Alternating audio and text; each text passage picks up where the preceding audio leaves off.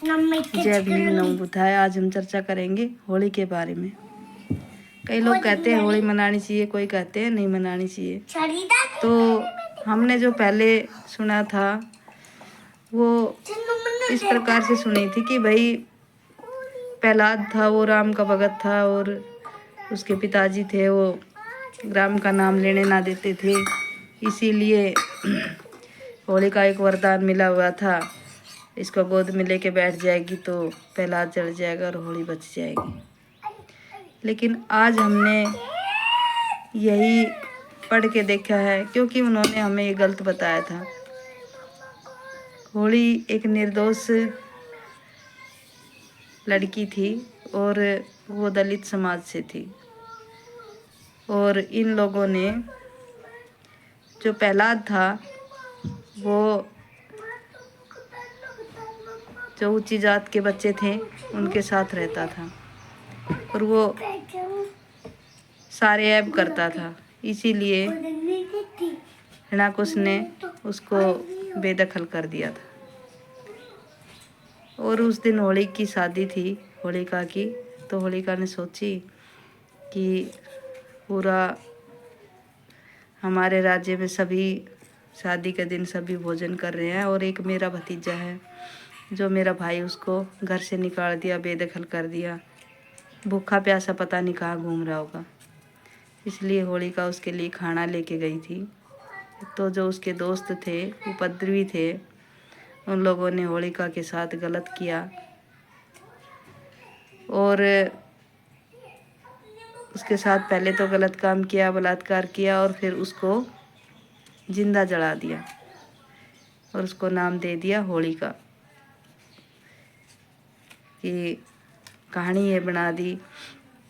होलिका तो राक्षसनी थी, प्रहलाद राम का भगत था, क्योंकि वो बहुत पहले की बात है। जो हमारे जैसे लोगों को तो पता कहाँ से चलेगी। हमने तो जो इन्होंने बताई वो मानते मानते चले आए, लेकिन ये कुछ अलग ही थी। तो इसलिए हर साल हमारे समाज की एक लड़की को जला देते हैं।